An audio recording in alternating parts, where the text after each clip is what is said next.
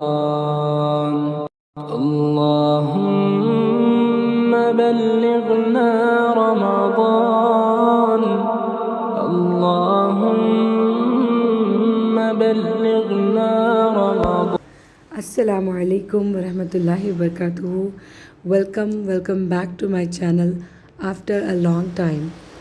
Allahumma ballighna Ramadan.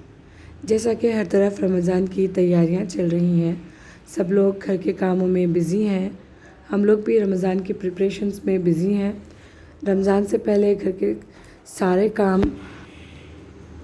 Complete कर लें तो माह रमज़ान में बहुत ही आसानी हो जाती है। रमज़ान से पहले घर के कामों के साथ साथ अगर हम इबादतों की तरफ भी पहले से तैयारी कर लें तो हमें बहुत आसानी हो जाती है। तो जिस तरह रमज़ान में घर के तमाम चीज़ों को सेट करते हैं हम लोग, जिस तरह घर की सब चीज़ों की तैयारी करते हैं, उसी तरह रमज़ान की भी इबादतों की भी माह रमज़ान से पहले हमें तैयारी करनी चाहिए। तो यहाँ पर हमने कुछ स्टिकर्स वगैरह अस्कार के लिए कट करे हैं, साइड में आप वीडियो पर देख सकते हो। उससे पहले हमने यहाँ पर पूरे किचन को खाली कर लिया है उसको ऑर्गेनाइज़ करने के लिए। तो हमने शुरुआत की है पेंट से। तो वीडियो में एक साइड आप देख सकते हो पेंट हो रहा है और दूसरी साइड हमने आपको दिखाया है कि हमने तमाम जार्स को अच्छे से धोकर उसको सुखाकर सारी चीज़ें ग्रॉसरी हमने उसमें फ़िल कर ली है, ताकि जैसे ही हम किचन को क्लीन कर लेंगे तो उसमें हमें आसानी हो जाएगी। तो आप देख सकते हो किचन में पेंट का काम कंप्लीट हो गया है हमारा अल्हम्दुलिल्लाह, और हमने किचन काउंटर टॉप को भी अच्छे से क्लीन कर लिया है। इसके टाइल्स वगैरह को भी हमने अच्छे से वॉश कर लिया। तो अब बारी आती है किचन को ऑर्गेनाइज़ करने की। तो चलिए हम शुरू करते हैं किचन को ऑर्गेनाइज़ करना, इंशाल्लाह आपको पसंद आएगा। तो सबसे पहले हमने यहाँ पर शीट्स ली हैं, ये रागज़िन वाली शीट्स हैं, जो कि ये मैं इसलिए लेती हूँ क्योंकि अगर इस पर कुछ लग जाता है तो उसको क्लीन करने में बहुत आसानी होती है। तो इसको हमने शेल्फ के साइज़ का कट कर लिया और इसको हमने टेप की मदद से पेस्ट करके इसमें सेट कर दिया है। तो सारे जार्स में ग्रॉसरी फिल करके एक के बाद हम एक जमाते जाएंगे।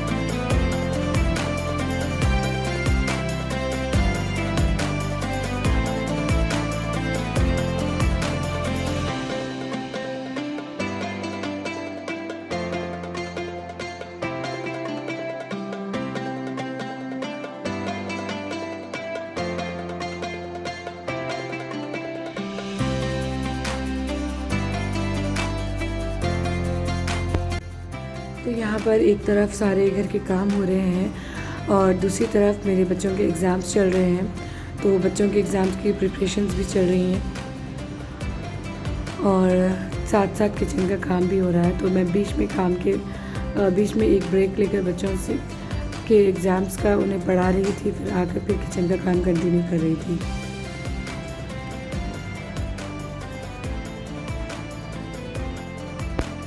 तो वीडियो में आपने देखा स्टार्टिंग में कि मैंने कई अस्कार जगह जगह पर पेस्ट किए हैं, कुछ स्टिकर्स टाइप के बना के उसको मैंने लिखकर जगह जगह पर पेस्ट कर दिया है, ताकि अस्कार ये एक तरह का अस्कार रिमाइंडर है।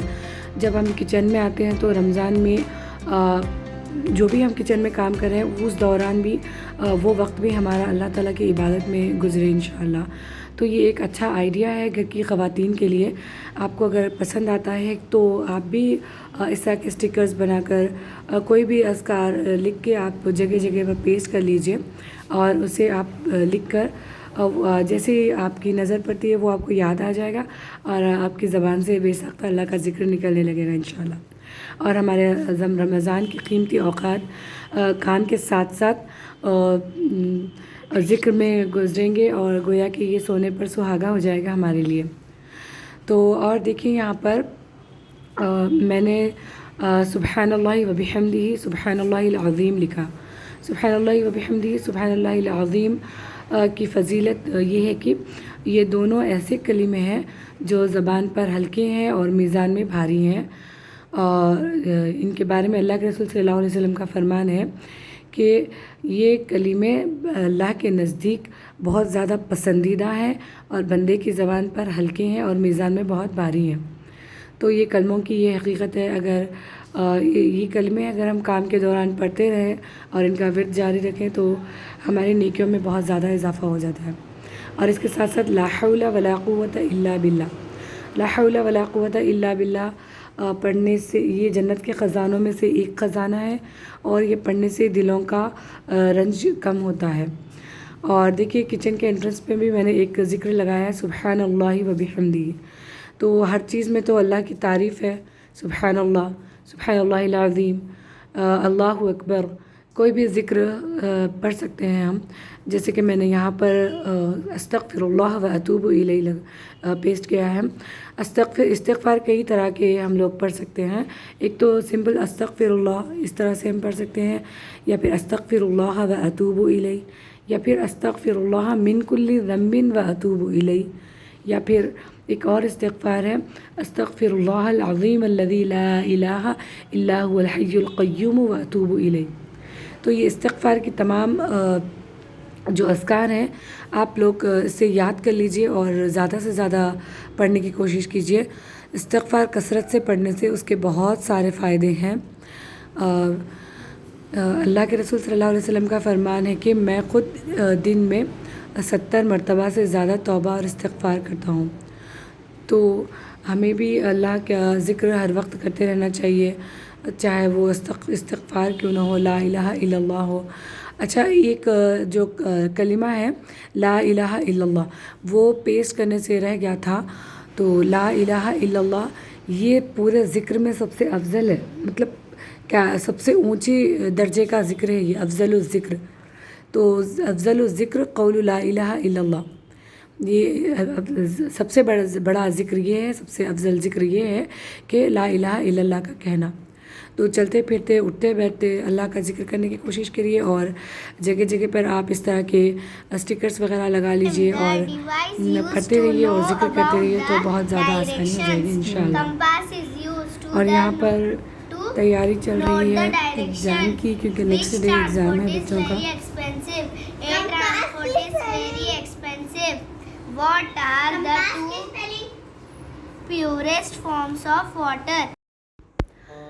آئی ہوپ کہ آپ کو میرا یہ ولاگ کی ویڈیو میرا پسند آیا ہوگا۔